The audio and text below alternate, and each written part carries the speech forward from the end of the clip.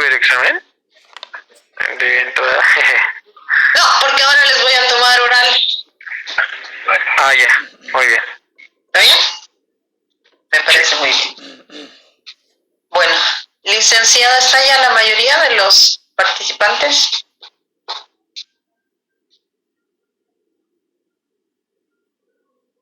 Sí, doctora. Muchas gracias. Entonces iniciamos oficialmente. Buenas noches a todos. Voy a hacer 5 preguntas y voy a esperar que levanten las manitos para responderlas, si no voy a ser yo la que seleccione quién responde. Va la primera pregunta.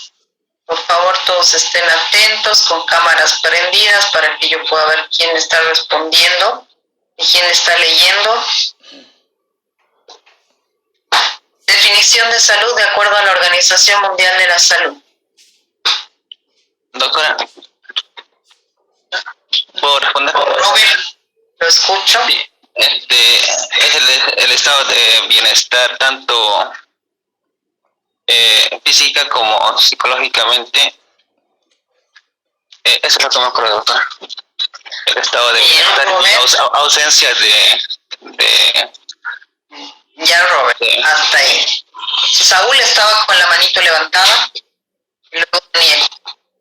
Ya, doctora, es el estado de completo bienestar psicosocial y la ausencia de la enfermedad. Daniel. Sí, doctora, es la definición de salud tanto de mental, social y de salud personal. Salud. Daniel, a ver, José Carlos, definición de salud de acuerdo a la Organización Mundial de la Salud, y se la he repetido varias veces. Es la que no es tan solo la ausencia de una enfermedad, sino también el bienestar tanto físico, psicológico o psíquico y social. ¿Qué más? Completa. Vidal. No lo veo, Vidal. ¿Dónde anda? Allá ¿Me ves, profe? Ahora sí lo veo. Es un estado de bienestar físico, mental y social, profe. ¿Qué más? Falta. América.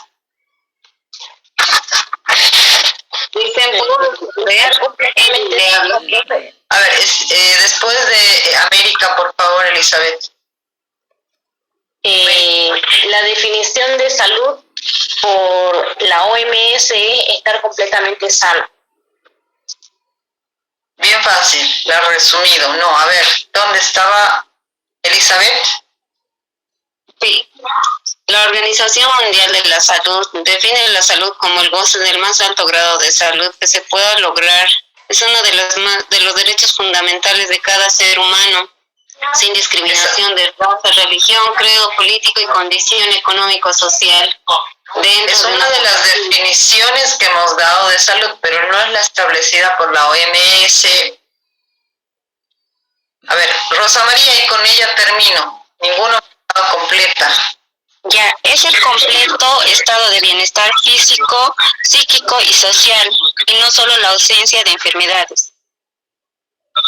Buena la lectura, Rosa María.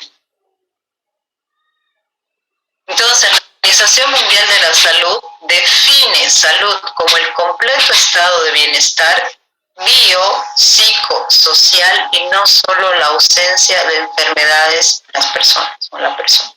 Ya, acuérdense, pregunta. Pregunta número 2. Pregunta número 2.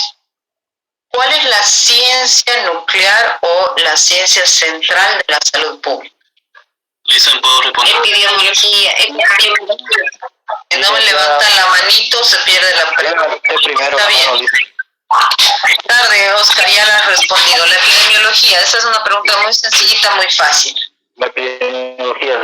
Epidemiología, la ciencia nuclear o central de la salud pública, pues es la que va a darle las herramientas necesarias a la salud pública para que pueda cumplir con el objetivo principal de la salud pública. En ese sentido, ¿cuál es el objetivo principal de la salud pública?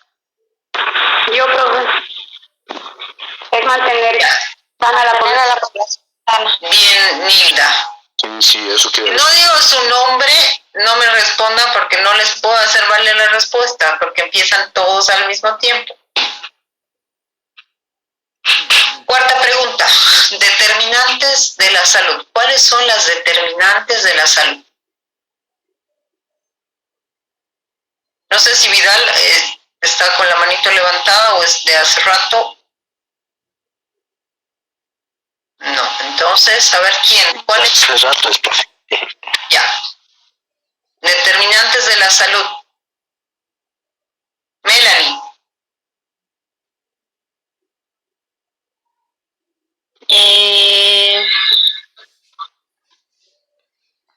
Ya. Ok, Milena, determinantes de la salud.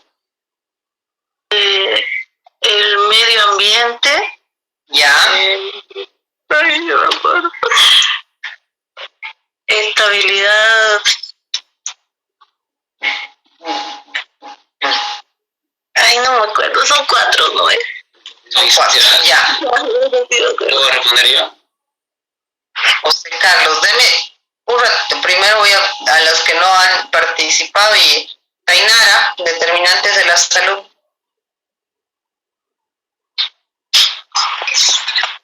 No me la sé, la verdad, profe. Álvaro, Mimachi.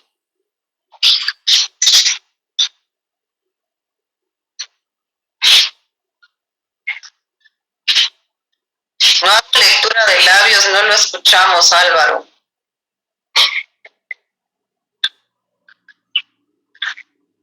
José Carlos, responda. Es ambiental, económico, social y cultural. Determinantes de la salud. Yo, licenciada. No era nada. Medio ambiente, estilo de vida. Espérenme, estoy con Susan, que me responda y luego ya les doy la palabra. Nada, Susan, ok. ¿Quién habla? Biología humana. Medio ambiente, Era estilo de vida, biología humana, estilo de vida, medio provisión del ambiente. servicio de salud. Medio ambiente, biología de provisión o previsión de servicios de salud. ¿Y qué más? Biología humana, estilo de vida y medio ambiente. Falta una. Previsión de la salud. Provisión de servicios de salud. Ya, ok. No era Vayan estudiando. La respuesta que me dio José Carlos es determinantes sociales de la salud, que es diferente a determinantes de la salud. Por una palabra cambia la respuesta. ¿Ya? Actores de la salud pública, a ver, ¿quién se acuerda?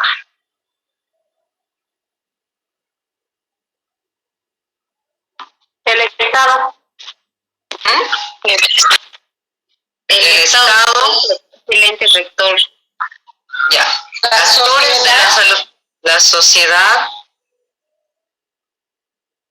Lo público no es y los estatales, hospitales. Está leyendo bien, María Julia. ¿En qué Lo privado. Lo público, Lo estatal, privado. el Estado, la sociedad en su conjunto. Ya, ok. Vayan repasando, vayan leyendo. Son preguntas muy fáciles las que les estoy haciendo. Definición de salud, ya en coro deberían haberme respondido todos. El ser humano es un ser integral, biopsicosocial. Acuérdense eso. Entonces, cuando definimos salud, es el completo estado de bienestar biopsicosocial y no solo la ausencia de enfermedades. Así de facilito. Definición de salud pública.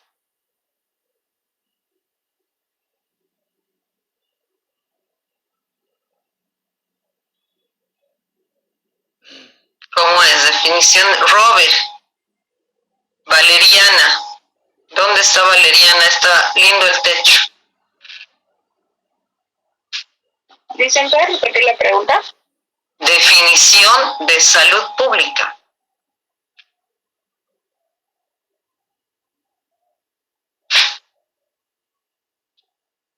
¿Puedo responder? María. ¿Sí? Lo que funciona por salud Entonces, pública es la ciencia que permite prevenir las enfermedades, fomenta la salud y la eficiencia física y que haya mayor vida, es otra palabra, no me acuerdo muy bien. Creo que es Ciencia y el arte de prevenir enfermedades. prolongar la vida, eso era. Ya, no voy a responderles, vayan a averiguar. Ok.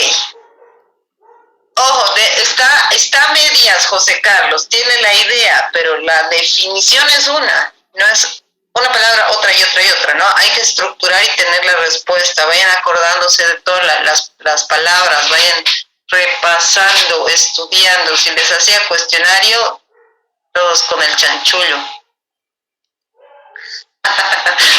Ok. Así les voy a hacer preguntas todas las clases y me voy dando cuenta quiénes están estudiando y quiénes no. Y eso también se toma en cuenta al momento de hacer la calificación. Les voy avisando para que luego no se sorprendan. Ok. Vamos a continuar con lo que estábamos viendo.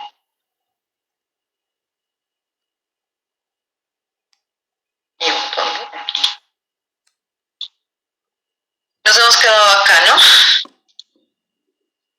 Aplicaciones de la epidemiología en lo que era la segunda parte de la salud pública. Habíamos dicho entonces que la epidemiología es la ciencia nuclear de la salud pública. Dentro de las aplicaciones de esta ciencia nos habla de medición del nivel de salud de la población. Hemos dicho que la epidemiología es el estudio de la salud en las poblaciones. En tal sentido nos permite entonces hacer la medición del estado de salud de la población. Determina la carga de enfermedades en la población para poder hacer la planificación y requerimientos de los servicios de salud, además de priorizar la asignación de recursos para la salud de una población. Nos permite detección de tendencias en la incidencia o prevalencia de enfermedades, es decir, nos permite establecer un perfil epidemiológico que es el listado de enfermedades propias de una región, llámese provincia, departamento, municipio, país o un continente, así como también áreas específicas. Nos permite identificar cambios de los patrones de una enfermedad y sus consecuencias, el comportamiento de la enfermedad en la población, esos cambios que tiene, por ejemplo, cuando hablamos en algo que estamos ahorita en tendencia y en boga, el COVID-19 está teniendo cambios del comportamiento, patrones que están ligados propiamente con el agente causal, en este caso el virus. La mutación del virus está mostrando patrones de comportamiento distintos de esta enfermedad y obviamente esta enfermedad está teniendo consecuencias distintas, atacando a distintos grupos poblacionales en diferentes momentos. Entonces, eso está estudiado también por la epidemiología. Identifica grupos de riesgo en la población y eso también se está percibiendo.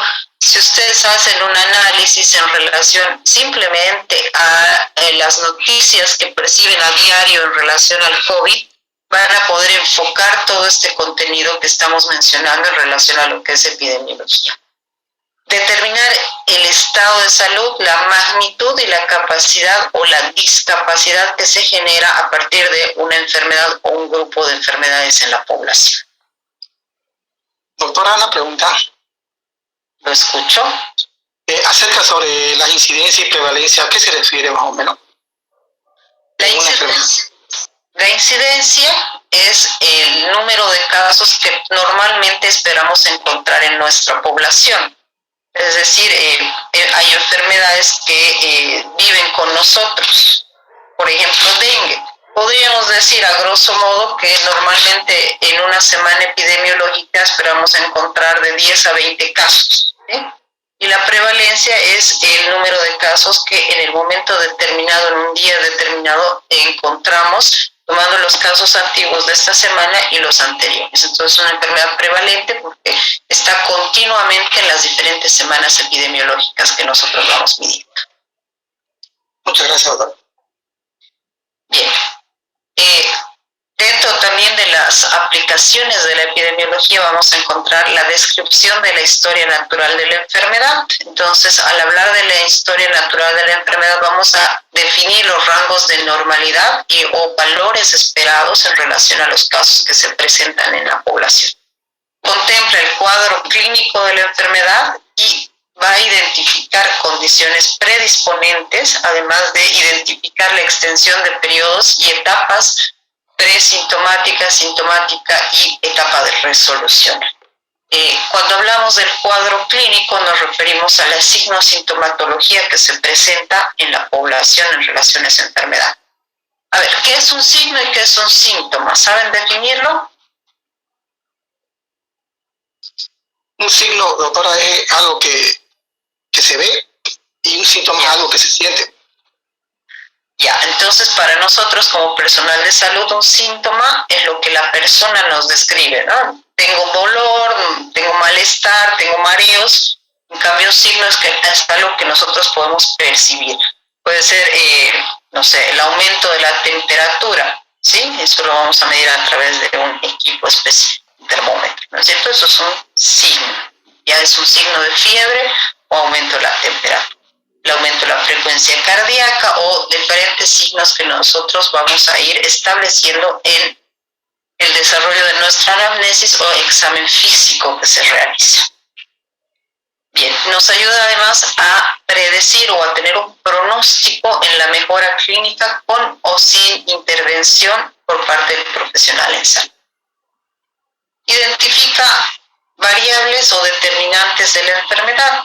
El objetivo de esto es tener una investigación que busque establecer la relación entre las determinantes y condiciones relacionadas con la salud y nos permite entonces distinguir asociaciones de dependencia estadística entre dos o más eventos, es decir, poder asociar un enfermo con otro, ¿no es cierto? El contagio de esas personas y hacer una interrelación de ello, características y variables en relación a ello y estas asociaciones pueden o no estar en relación causal, es decir, ser la causa de la diseminación de la enfermedad. Una vez más, esto es perceptible a través de lo que es el COVID. Normalmente, si hemos estado en contacto con una persona enferma, entonces podemos asociar la dependencia de nuestra enfermedad a él, o simplemente asociarlo a un ambiente en el que probablemente haya estado contaminado, ¿no? Las determinantes, vale decir, factores que pueden producir cambios en las condiciones de la salud. En estos factores vamos a tener la relación causal directa con los problemas de la salud. Por ejemplo, una determinante puede ser el estilo de vida que tenemos, asociado a alguna condicionante que ya nosotros tengamos, ¿no? Ahí vamos viendo. Entonces, control y prevención de enfermedades, definitivamente removiendo o eliminando agentes primarios dependiendo del tipo de reservorio natural, modo de diseminación y sitios de acción. Cuando hablamos una vez más del dengue, por ejemplo, podemos ir eliminando al reservorio o al vector, el transmisor, haciendo la fumigación correspondiente, la eliminación de criaderos de mosquitos, lo cual va a obviamente disminuir el contagio de la enfermedad y va a disminuir la incidencia y prevalencia del número de casos. La protección del ser humano mejorando las condiciones del medio, higiene, incrementando la resistencia del huésped, inmunizaciones o lo que se denomina también vacunación, incremento de la resistencia biológica. Ahí tienen el ejemplo claro. Se está notando que el tema de la vacunación para el COVID ha disminuido notablemente el contagio en la población y de cierta manera también ha reducido el impacto de la enfermedad en los grupos poblacionales. Entonces, cuando hablamos de inmunización, hablamos de vacunaciones. En nuestro país tenemos lo que se denomina el Programa Ampliado de Inmunizaciones, que tiene un esquema de vacunación en diferentes grupos etarios, iniciando del recién nacido, que recibe la primera dosis o la primera vacuna, que es la BCG, vacuna contra la tuberculosis, y recibe el primer día de nacido por la alta incidencia, prevalencia que tiene esta enfermedad en nuestro país. Entonces, somos un país altamente endémico de tuberculosis, porque el bacilo de Koch, o bacilo de Calvert-Guerin o bacilo de la tuberculosis está presente en las diferentes áreas, zonas, está en todo, y por tanto tenemos que vacunarnos inmediatamente nacemos, ¿no? Y posteriormente ya siguen los otros tipos de vacunas, la triple viral, la pentavalente, la antirrotavírica, la antineumocócica, y etcétera, etcétera. Tenemos un esquema completo, les voy a mostrar después el esquema para que lo conozcan. También nos permite ver la modificación del comportamiento humano para impedir riesgos o promover acciones saludables. Esto está basado en las dos acciones fundamentales o las dos estrategias fundamentales que tiene la salud pública. ¿Cuáles son estas dos estrategias? A ver, ¿quién se acuerda? Hemos hablado de dos estrategias de la salud pública para evitar la presencia de enfermedades en la población.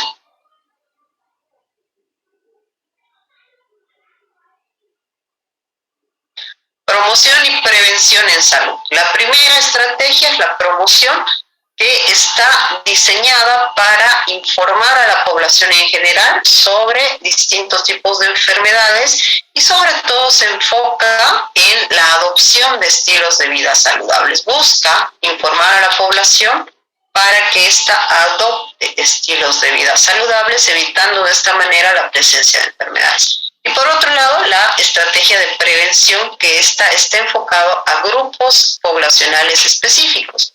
Por ejemplo, el tema de las enfermedades inmunoprevenibles a través de las campañas de vacunación o vacunación, ¿cierto? Otra población específica puede ser la prevención de infecciones de transmisión sexual, que está ligada sobre todo a la población sexualmente activa, que es la que más va a tener riesgo de tener enfermedades de transmisión o infecciones de transmisión sexual. Entonces, la prevención está vinculada con grupos poblacionales específicos en los cuales va a tocar temáticas y contenidos específicos. En la selección de métodos y control de prevención, identificando o realizando diferentes tipos de estudios descriptivos que nos puedan permitir tener grupos de mayor riesgo identificados en los cuales se debe trabajar con especificidad. Identifica factores cuantitativamente importantes dentro de lo que se denomina la epidemiología analítica. Métodos efectivos para el control y prevención de enfermedades. Para esto se puede también hablar de la epidemiología experimental. Entonces, la epidemiología es una ciencia que tiene bastantes ramas y que, por tanto, va a ayudar a la salud pública a cumplir con su propósito u objetivo fundamental.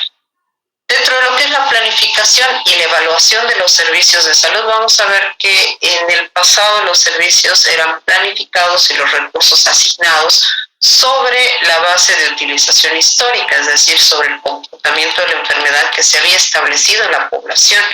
Y esta planificación lógica y efectiva administrativamente los servicios depende de la estimación de las necesidades y de las demandas que se tienen.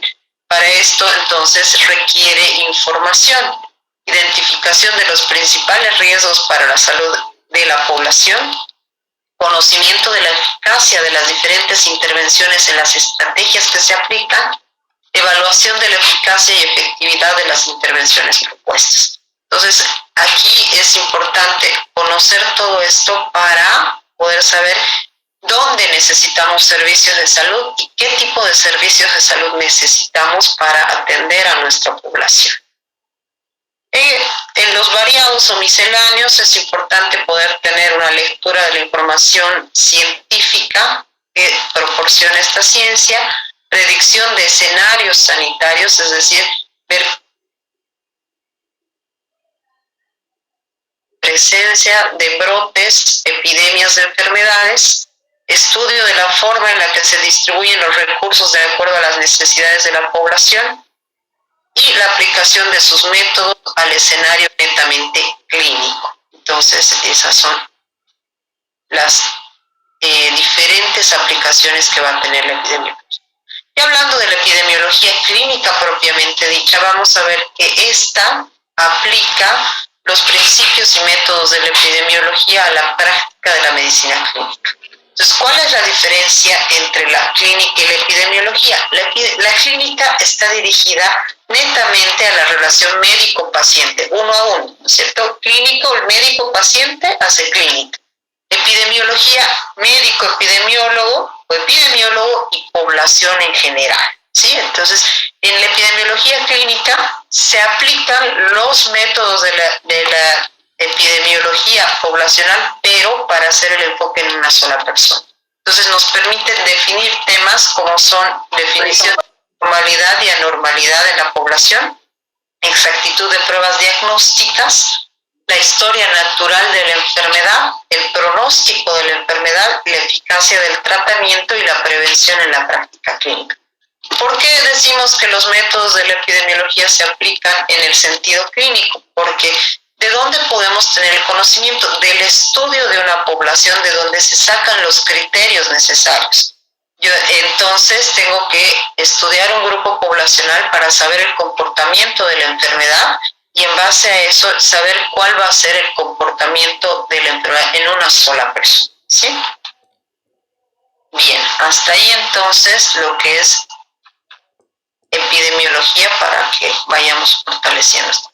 ¿Tienen alguna pregunta hasta ahí?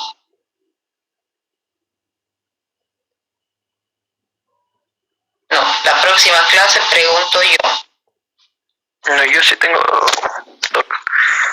Eso de lo de pentavalente, ¿a qué enfermedades más o menos acapara? A ver, ¿cómo acapara la vacuna? A ver, déjenme, le voy a... La vacuna pentavalente... Creo que eran 5 tipos. Sí, está... Ya, a ver, la dejo responder. Cerebral. Creo que era parálisis cerebral. Creo que son 15, ¿verdad? No, penta quiere decir 5. Entonces, la pentavalente está dirigida a prevenir 5 enfermedades. Y ahorita les voy a mostrar el esquema para que me puedan entenderlo de todo. Andamos mal. Una de ellas creo que era el ébola. No. Lejos. No. ¿La BCG? El ébola no tiene. La BCG es la vacuna contra la tuberculosis. Y es una sola vacuna que se utiliza en el recién nacido y que se las acabo de comentar. Estoy peleándome ahorita para poder mostrarles el esquema. Ok, ¿dónde andamos? Compartir. Aquí tienen el esquema de vacunación para que vean aquí. Difteria, tétanos, coqueluche, neumonía, está la pentavalente, ¿no? Hepatitis B, meningitis por Haemophilus influenza tipo B. Ese es el esquema. Entonces, fíjense, les decía, la BCG nos va a prevenir contra formas graves de la tuberculosis, dosis única en el recién nacido. La pentavalente, difteria, tétanos, coqueluches, hepatitis B, neumonías y meningitis por Haemophilus influenza tipo B. Tiene 3 dosis, se aplica la primera a los 2 meses, la segunda a los 4 meses y la tercera a los 6 meses. Y ahí tienen las vías de administración y las dosis. La antipolio se aplica también 3 dosis y una de refuerzo, pudiendo aplicarse hasta 2 refuerzos. Esta era oral, actualmente ya es intradérmica. La antineumocócica, que nos previene de neumonías y meningitis por neumococo, que es una bacteria intramuscular, primera, segunda y tercera dosis, 2, 4 y 6 meses. La antirrotavirus se aplica para evitar diarreas severas por rotavirus, que es un virus, como su nombre lo indica, Primera dosis a los 2 meses y segunda dosis a los 4 meses, del tipo oral. Influenza estacional, la que recibimos una vez al año, justamente por el periodo de invierno. Estacional se refiere a eso, la estación del año. Intramuscular se aplica sobre todo en niños de 6 a 11 meses. La primera dosis se considera de contacto, la segunda se puede aplicar al mes de la primera dosis. En niños de 12 a 23 meses solo se aplica una dosis y en adultos se va a aplicar anualmente, ¿no? La SRP, que se denomina también triple viral, sarampión, rubiola, parotiritis, dosis única a los 12 hasta los 23 meses. La antiamarílica, que es una vacuna internacional, previene de la fiebre amarilla, dosis única, se aplica a los 12 a 23 meses, pudiendo aplicarse un refuerzo cada 10 años, y esta es de control internacional, ¿no? El carnet contra la fiebre amarilla, la vacuna contra la fiebre amarilla. La DT adulto, que es la difteria tétano, se aplica la primera dosis denominada de contacto, la segunda al mes de la primera, la tercera se va a aplicar a los 6 meses de la segunda, la cuarta al año de la tercera y la quinta al año de la cuarta. Y se puede aplicar un refuerzo cada 10 años. Cumplir este esquema es un poco complicado, se aplica sobre todo en mujeres en edad fértil y en trabajadores que tienen contacto con la tierra, agricultores o otros que puedan utilizar material cortopunzante sobre todo. Y la influenza estacional, que ya les había comentado, se aplica sobre todo en mayores de 65 años o en población de riesgo, ¿cierto? Personas con inmunodepresión, etcétera, etcétera. Entonces, el calendario de vacunación. Actualmente a este esquema de vacunación se ha sumado la vacuna contra el COVID-19 y ya la conocen, ¿no? Dependiendo del tipo de vacuna, tiene su esquema. Por ejemplo, la Sinopharm se aplica la primera dosis de contacto y la segunda dosis a los 21 días. En el caso de la vacuna Sputnik, se aplica la de contacto y luego a los 3 meses. La AstraZeneca, igual que la Sinopharm. La Pfizer, igual que la Sinopharm, después de los 21 días. Y la Johnson & Johnson, que es dosis única. Entonces ahí tenemos variedad de vacunas para una sola enfermedad. Hay que tomar en cuenta que estas vacunas, dependiendo del tipo de fabricación y al contenido que tenga el vial, van a tener diferentes formas de aplicación. Y se usa, como lo estamos haciendo actualmente, el refuerzo, dependiendo la forma de presentación o la forma más bien de fabricación de la vacuna para que tengamos un buen efecto. Es decir, una buena formación de anticuerpos en nuestro organismo para las distintas enfermedades consideradas inmunoprevenibles. Doctora. Entonces, perdón, viejito, entonces al conjunto de lo que nos dijo se le llama el pentavalente. La vacuna pentavalente es una sola. Solo una. Ya. Eso les mostraba el esquema. Esa pentavalente previene de 5 enfermedades: difteria, tétanos, peluche, hepatitis y meningitis por hemófilos y influenza B. Ya. Entonces, igual que la triple viral que les he dicho, ¿no ven? La SRP. Entonces, para que ustedes se vayan, sarampión, rubiola y parotiritis. Traten de tomarle una foto, les voy a volver a poner el cuadrito para que le tomen una foto y se acuerden. Ahí está. Esta es la que me está preguntando, la pentavalente. Difteria, tétanos, peluche, hepatitis, neumonías y meningitis por hemófilos influenza B. Y esta que les digo, la triple viral, la SRP, sarampión, rubiola y parotiritis. Estas son vacunas combinadas. Ahora, doctora, una consultita. Ya que estamos hablando de la prevención de esto, aquello, de las vacunas, así. La nueva enfermedad que está llegando, no sé qué enfermedad, no sé, Omicron, la nueva cepa que estaba... La nueva cepa del virus SARS-CoV-2, es una variante... Exactamente.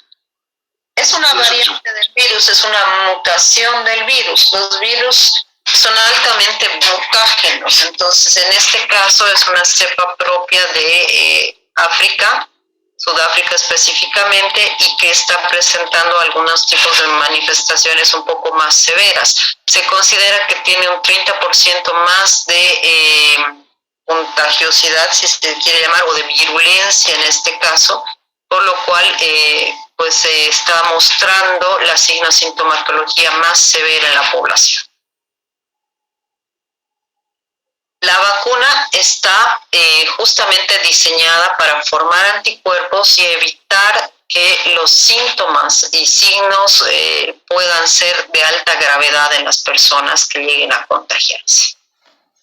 Entonces, no es que la vacuna tenga un 100% de efectividad, pero previene las formas graves, ¿no? Ahora, obviamente, esto no quiere decir me vacuno y ya soy libre de salir sin barbijo, de no lavarme las manos, de no utilizar medidas de bioseguridad, ¿no es cierto? La vacuna nos ayuda a prevenir la enfermedad, pero también tenemos que nosotros mismos tomar las medidas de bioseguridad apropiadas. Mantener el uso del barbijo, mantener el distanciamiento físico, evitar concurrir a sitios de concentración masiva, evitar el contacto con personas que puedan ser sospechosas de la enfermedad, evitar asistir a centros de salud de manera innecesaria, porque los centros de salud obviamente son los que están más contaminados, porque va todo tipo de población, ¿no es cierto?, sana y enferma, no solamente con COVID. Entonces, esas medidas son importantes. Ahora, es importante tomar en cuenta que el lavado de manos, el uso de desinfectantes, llámense sanitizadores en gel, alcohol al 70%, y fíjense bien cuando compren su alcohol que sea con una concentración al 70% para que tenga la efectividad deseada. Porque si usan uno de mayor concentración, en lugar de desinfectarse, en lugar de disminuir la cantidad de virus que puedan tener, van a fijar, es decir, lo van a dejar ahí y en cualquier momento ese se puede reactivar y siguen llevándoselo para la casa o para sus ambientes, ¿no? Entonces es importante tomar en cuenta eso. Bueno, lo más importante es lavarse las manos, evitar el uso de guantes porque da falsa seguridad. Algunos piensan que poniéndose los guantes de látex es más seguro y encima le echan alcohol. Ese guante que le han echado alcohol se vuelve poroso, disminuye la seguridad que ustedes tienen. Entonces, mejor no guantes, mejor lavarse las manos. Si son 1, 2, 10, 100 veces, lávense las manos.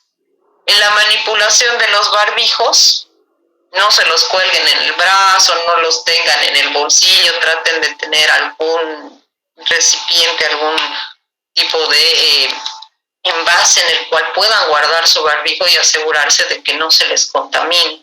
Y tampoco se lo saquen directamente con las manos contaminadas. Siempre antes de sacarse, desinféctense las manitos o lávensela y retiren. No se olviden que están teniendo contacto directo con su cara y si está el virus en las manos, se lo aproximan más y hay mayor riesgo de que se contagien.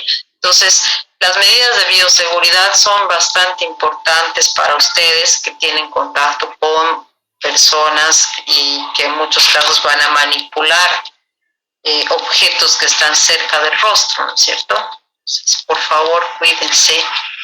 El tema de la vacunación es algo que tienen que sí o sí cumplir para asegurar de cierta manera que sus familias o ustedes mismos no desarrollen la enfermedad o no lleguen a formas graves.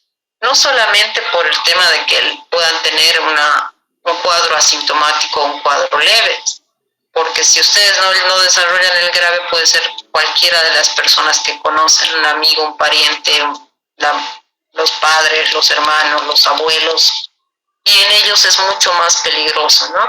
Por otro lado, también el tema de los servicios de salud que están altamente colapsados. El número de terapias intensivas no abastecen a la población y eso hace que haya mayor riesgo de que una persona necesite una terapia, pues lamentablemente tenga que estar en espera. el costo de una terapia privada es bastante alto. $1,000 solamente el hospedaje, día, más los medicamentos que son de alto costo para el manejo de pacientes críticos, llega a ser un costo más o menos de $3,000 a $5,000 día. Entonces, es alto el costo, es altamente mitigante para la familia y la sociedad. Entonces, hay que nomás tomar las medidas de precaución necesarias. Vacúnense, usen todas las medidas de seguridad posibles. Eviten estar en áreas de alta concentración de población, porque no sabemos quién pueda o quién no pueda tener. Hay personas que son asintomáticas y que diseminan con facilidad la enfermedad. Ok, eso en cuanto al COVID. Nos hemos ido a otro tema bastante interesante, pero es importante porque hablar de COVID es hablar de salud pública y salud pública a nivel mundial. Entonces, si ustedes van siguiendo toda la temática que estamos revisando y van haciendo un coteo, una correlación con la información que reciben diariamente por los medios de comunicación, se van a dar cuenta de la alta aplicabilidad que se tiene de esta ciencia. Ustedes como personal de salud tienen que conocer toda esta temática y por eso es que nosotros les brindamos este tipo de información. Bien.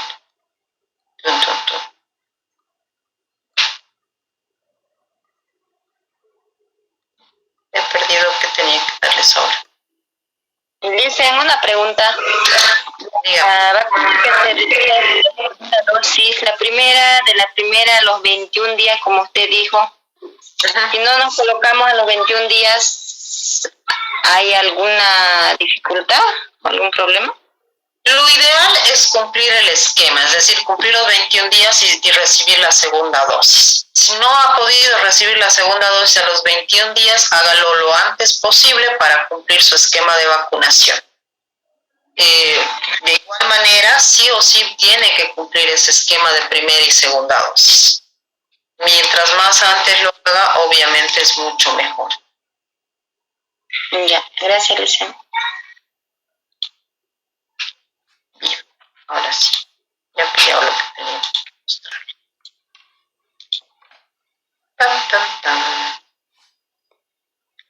Bueno, vamos a ir viendo determinantes de la salud y para ello es importante tomar en cuenta 3 palabras: teoría, ideología y política, que tienen que ver con este tema. Hemos hablado ya de lo que es la epidemiología clínica y vamos a hablar ahora del modelo epidemiológico para el análisis de las diferentes políticas de salud, con la virtud de que la salud pública también está altamente vinculada con las políticas de salud.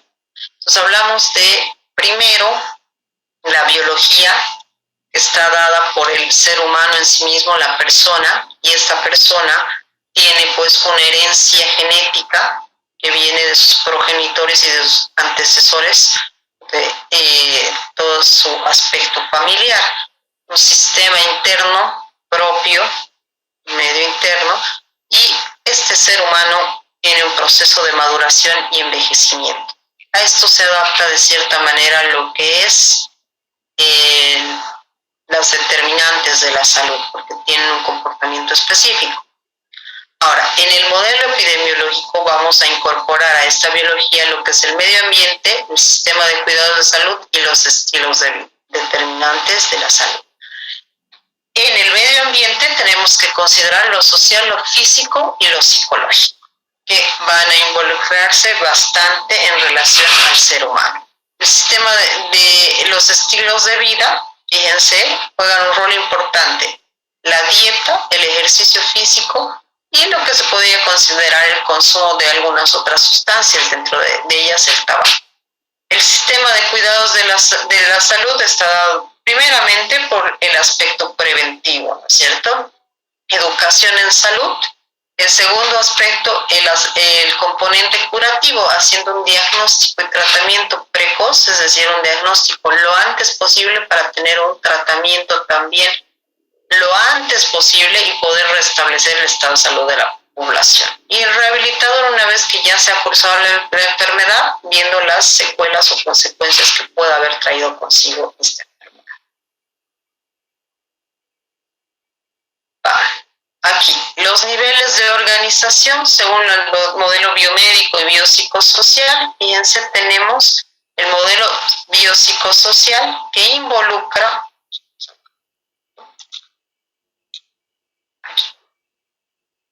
la sociedad, la cultura, subcultura, comunidad, familia, dos personas, la persona en sí misma con su comportamiento y experiencia, y dentro de esta persona vamos a encontrar todo lo que es el sistema nervioso, los órganos.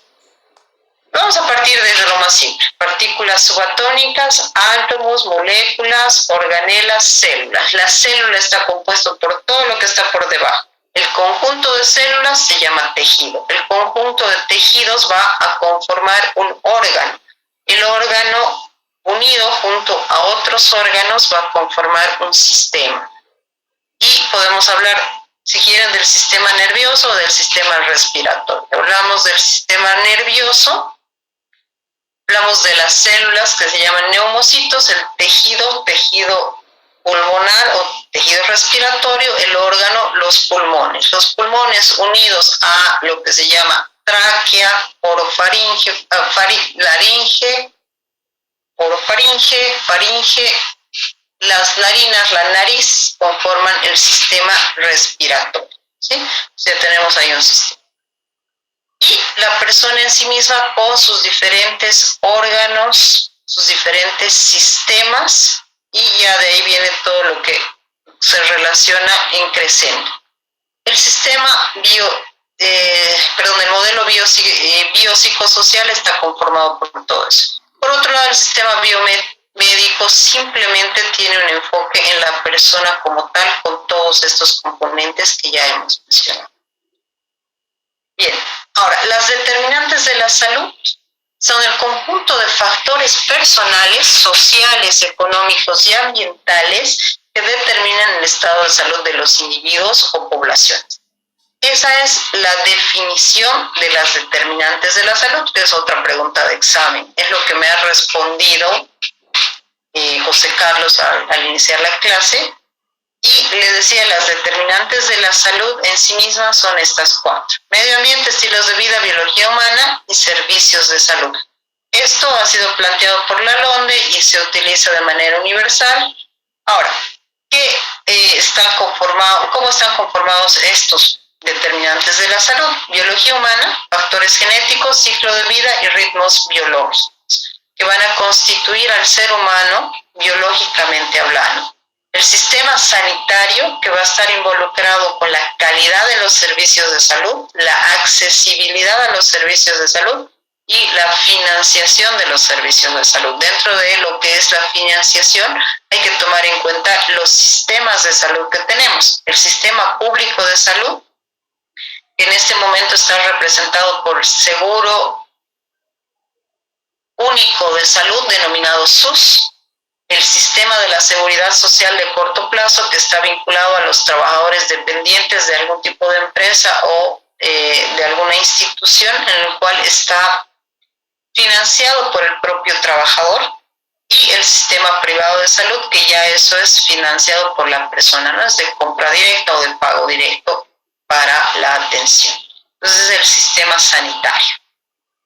El medio ambiente, que va a involucrar factores biológicos netamente vinculados con lo que se denomina los microorganismos causales de enfermedades y otro tipo de organismos que pueden también causar algún tipo de enfermedad o alteración en el estado de salud de la persona. Los factores físicos, que están vinculados básicamente con los ruidos, radiaciones, residuos que se encuentran en el medio ambiente, ¿no? Factores químicos, básicamente todo lo que son hidrocarburos, metales, plaguicidas y cualquier otra sustancia tóxica que podamos encontrar en nuestro ambiente. Y los factores socioculturales, que están involucrados con la ideología, las relaciones sociales, factores económicos, estructuras sociales o clases sociales que se van a determinar en nuestro entorno. Y finalmente los factores que se consideran estilos de vida. Los estilos de vida que tienen que ver con la dieta, el ejercicio físico, consumo de drogas, conducción temeraria, promiscuidad sexual, mal uso de los servicios sanitarios, incumplimiento terapéutico y otras que tienen que ver con la conducta o el estilo de vida de las personas. Esto es algo propio de cada ser humano, ¿no? Entonces esto condiciona nuestro estado de salud. Ahora, la LONDE también ha propuesto y ha hecho un estudio en relación a estos determinantes de la salud y se han determinado porcentajes establecidos en los cuales vamos a considerar esta columna en celeste una persona que se encuentra en un buen estado de salud. 27% corresponde a su biología humana, 19% al medio ambiente o entorno, 43% a los estilos de vida o modos de vida y un 11% a la disposición del sistema sanitario o a la provisión del sistema de salud, ¿no? Entonces, en este sentido, hay una contribución potencial a la reducción de la mortalidad cuando esto se mantiene en esos porcentajes. Sin embargo, se pueden alterar estos porcentajes por la presencia de alguna enfermedad, algún accidente o alguna situación que altere el estado de salud de la persona, convirtiéndose de esta manera el 90% a lo que es el sistema sanitario o provisión de servicios de salud. En este caso estaríamos hablando de una persona que necesita de una terapia intensiva. Cuidados intensivos representan el 90% del estado de salud de una persona en estado crítico. Sí, y van bajando así los porcentajes, llegando simplemente a tener 7.9% que sería la biología humana, y se hace un estudio importante porque cuando llegamos a esta situación, un 90% del gasto se convierte en un gasto de salud. Bien, en relación a lo que son los niveles de atención dentro de los servicios de salud, dentro de los sistemas de los servicios de salud, de acuerdo a la capacidad resolutiva, vamos a encontrar en nuestro país que están organizados por redes de salud metropolitanas y provinciales, sobre todo en el aspecto del sistema público de salud. Ahora, el primer nivel de atención o el primer nivel de acuerdo a capacidad resolutiva corresponde a las modalidades de atención cuya oferta se va a enmarcar netamente en lo que es promoción y prevención en salud, haciendo consulta del tipo ambulatoria e internación en tránsito, es decir, una observación de corto plazo. Ese nivel de atención está conformado por la medicina tradicional, brigadas móviles que se desplazan por las diferentes áreas de nuestras zonas geográficas establecidas, que pueden ser un barrio, que una comunidad, que puede ser, un determinado territorio.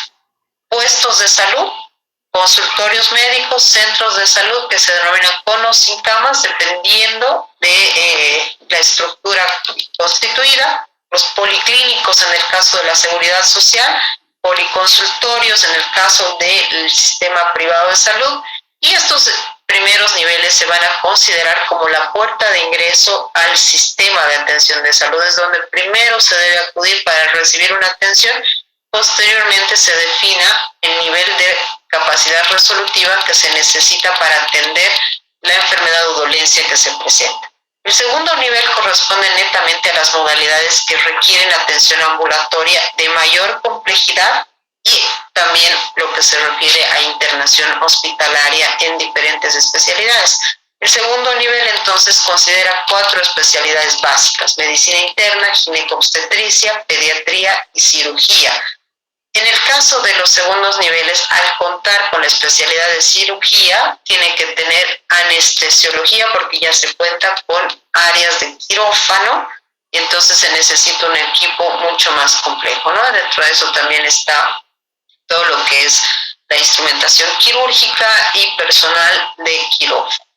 Los servicios complementarios de diagnósticos, que son básicamente imagenología y laboratorio, se encuentran también en estos segundos niveles. Dentro de la imagenología están los rayos X, ecografías, tomografías, etcétera, etcétera, que van en aumento tecnológico cada vez. También vamos a encontrar opcionalmente en algunos hospitales de segundo nivel otras especialidades que pueden ser la traumatología, cardiología u otras que, dependiendo del perfil epidemiológico de la zona, sean necesarios para estos hospitales. La unidad operativa de este segundo nivel es el hospital básico y el hospital de apoyo, ¿no? Entonces ahí ya tenemos los segundos niveles de atención. Y el tercer nivel de atención, de acuerdo a su capacidad resolutiva, corresponde a la consulta ambulatoria de especialidades, donde vamos a encontrar internación hospitalaria de especialidades, subespecialidades y servicios complementarios de diagnóstico de alta tecnología. Entonces, el tercer nivel es el más completo y complejo. Aquí vamos a encontrar también a la unidad de terapia intensiva y tratamientos de alta tecnología y complejidad. Las unidades operativas son los hospitales generales e institutos considerados hospitales de especialidades. De esta manera, entonces, se constituye la red de atención de los servicios de salud. ¿Ya? Entonces, esto es importante. ¿Sí? En el primer nivel, ¿qué especialidades se dan? Medicina general y puede haber, en este caso, ginecología y pediatría, dependiendo el área geográfica para el que esté dirigido este centro de salud. Básicamente se atiende medicina general, puede existir también odontología y en algunos casos laboratorios simples. Muchas gracias. De nada. El primer nivel es más que todo para una posta, ¿no? Es una posta sanitaria, un centro de salud básico, un policonsultorio. Ahora, fíjense, los hospitales de tercer y segundo nivel son complementarios a estos centros de salud o primeros niveles de atención, de manera tal que entre los tres niveles se puedan articular y puedan atender las demandas de la población, dejando de lado los vacíos de atención. No se puede sobreponer la posición y flujo de pacientes entre ellos y tienen que mantener un flujo óptimo de información y de comunicación. Además, cada nivel toma sus propias decisiones, practicando la descentralización administrativa y funcional de acuerdo a los requerimientos y situaciones que se puedan coordinar entre estos niveles, ¿no? Funcionando de manera integrada y complementaria, estos tres niveles de atención deben tener la capacidad de responder a todos los problemas de salud que presenta la población. Ahora, como les decía, el primer nivel es la puerta de entrada y se define el tipo de atención que requiere el paciente. Y ahí entra lo que se denomina el sistema de referencia contra referencia. Un primer nivel refiere a un paciente a un segundo o a un tercer nivel de acuerdo a las necesidades que tenga para atender su enfermedad o dolencia. Bien, ahora, las características de la atención. El acceso al sistema público se inicia a través de la identificación de factores de riesgo para la población y también por demanda espontánea. A nivel comunal se pueden identificar problemas de salud y se deberá recurrir en primera instancia a las brigadas móviles. Esto sobre todo cuando hablamos de áreas provinciales, para poder tener la atención y evaluación necesaria, ambulatoria o domiciliaria. En caso necesario, se va a un puesto de salud, a un centro de salud, o ya si la patología es de mayor complejidad, a un hospital de mayor resolución según corresponda y cumpliendo los procedimientos, normas y protocolos de atención establecidos.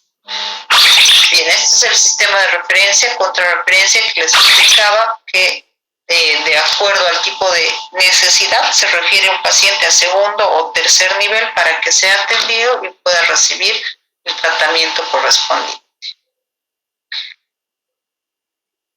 Atención primaria en salud. Esto es algo bastante importante e interesante para ustedes y vamos a ver que la atención primaria en salud ha sido definida por la Organización Mundial en la Conferencia de Alma-Ata para el año 1978 y se refiere a la asistencia esencial basada en métodos y tecnologías prácticos, científicamente fundados y socialmente aceptables. Está puesta al alcance de todos los individuos y familias de la comunidad mediante la plena participación y a un costo que la comunidad o el país pueda soportar en todas y cada una de las etapas del desarrollo con el espíritu de autorresponsabilidad y autodeterminación. Entonces, la atención primaria en salud está básicamente dada por las dos estrategias que habíamos mencionado, promoción y prevención, y tratar de mantener a la población sana. Entonces, la atención primaria se refiere a todo eso. ¿Cuáles son los atributos de la atención primaria en salud? Esencialidad, accesibilidad, equidad, tecnología apropiada y recursos humanos apropiados. Preguntas que les voy a ir haciendo, vayan acordándose, por favor. Bien, dentro de lo que es la atención primaria en salud, tenemos que entenderla como un conjunto de actividades técnico-administrativas que tienen un impacto parcial en la población. Un nivel de atención también técnico-administrativo que tiene un impacto parcial en la población y entendida como una estrategia que más que todo está denotada como una política de salud pública a un nivel técnico-político que nos va a dar un impacto total. Entonces, la política de salud en este caso nos sirve como una estrategia para poder lograr el objetivo de la salud pública, que es mantener a la población sana. Ahora, la atención primaria en salud, entendida como un conjunto de actividades, va a involucrar no solo al primer nivel de atención, sino a los tres, pero prioriza este nivel. Y es un nivel de decisiones técnico con un impacto parcial sobre la salud de la población. ¿Cuáles son las actividades que se van a cumplir? Educación sanitaria, provisión de alimentos en lo que se denomina la complementación nutricional, verificar la nutrición adecuada de la población, salubridad del agua, saneamiento básico, cuidados materno-infantiles prioritariamente, inmunizaciones o vacunación, prevención y control de enfermedades endémicas, tratamiento básico y abastecimiento de medicamentos. En un nivel netamente asistencial, involucra no solo, en este caso, al primer nivel de atención, como una atención médica primaria. En la toma de decisiones en un nivel técnico-administrativo, otra vez con un impacto parcial sobre la salud de la población. Entonces, tiene que haber una conjunción de los tres niveles para poder atender de manera integral a la persona. Involucra a todos los niveles de complejidad del sistema de salud, primero, segundo y tercero. Tiene un nivel de decisión netamente político porque se requieren de políticas de salud para poder aplicarla de una manera correcta y va a tener un impacto total sobre la población. En un aspecto netamente filosófico, va a involucrar a todos los recursos humanos en todos los niveles de complejidad de atención del sistema de salud. Sigue teniendo un nivel de decisión política y tiene un impacto total sobre la salud de la población mediante cambios actitudinales. No se olviden que hablamos de estrategias de promoción en salud que se refieren netamente a la adopción de estilos de vida saludables. Algunos elementos conceptuales de lo que es la atención primaria en salud es integral, considerando a la persona o al ser humano como un ser biopsicosocial. Integrada porque hace correlación entre los diferentes niveles de atención continua y permanente, activa, accesible, basada en el trabajo en equipo del personal de salud, es comunitaria y participativa. Hemos dicho, la salud pública requiere de la sociedad en su conjunto, programada y evaluable en relación al comportamiento de la salud en la población, y también tiene un componente netamente docente investigador porque continuamente se está investigando en relación a las diferentes enfermedades que aquejan a la población. Entonces, la atención primaria en salud es aquel nivel del sistema sanitario accesible a todo nuevo problema o necesidad a lo largo del tiempo, centrado en la persona más que en la enfermedad. Brinda atención a todos los trastornos, con excepción de los más raros e inhabituales. Y coordina e integra la atención prestada en otros lugares o por otros profesionales. Hay que entender también que la atención primaria en salud no es un conjunto de tareas o actividades clínicas particulares, pues casi todo tipo de actividad se debe dar en todos los niveles de atención. tiene un enfoque que constituye la base y va a determinar la manera de trabajar de los restantes niveles del sistema sanitario y se enfrenta a condiciones de enfermedad e influye en las respuestas de las personas a sus problemas de salud. Aquí hablamos de programa de salud familiar que está vinculado con lo que se denomina la política SAFSI, salud familiar y comunitaria, que es la que se está aplicando actualmente en nuestro país, teniendo un marco programático interdisciplinario que designa población a cada servicio o centro de salud, tiene enfermedades estrategias de promoción en salud, agenda de cuidados para la población y evaluación de sus cuidados, hace una integración financiera, un análisis económico financiero de las necesidades de los servicios de salud, y la jerarquización es netamente desprecarización laboral y jerarquización académica, buscar entonces el mejoramiento de los servicios de salud con profesionales acordes a las necesidades de la población. Bien, hasta ahí entonces hemos avanzado hoy día. La próxima semana les voy a poner, puede ser un cuestionario. No sé, a ver, no sé si les hago preguntas orales y veo cómo están respondiendo o los dejo que hagan cuestionario con chanchullo. Provecho, Daniel. Cuestionario, creo que sí aprendo mejor, doctora. ¿Cómo? ¿Comiendo? Comiendo, la verdad, sí. Comiendo. Ok, Yo creo que mejor las dos maneras. ya. Tanto como el cuestionario como también pregunta. Ok, vamos repasando. No se olviden, desde el primer tema hasta el último tema que hemos avanzado, entran en la evaluación, entran en el cuestionario y también en el oral que vamos a hacer. ¿Ok? Nos vemos el próximo jueves, vayan repasando, les voy a dejar tareas. Dígame, José Carlos, lo escucho. No,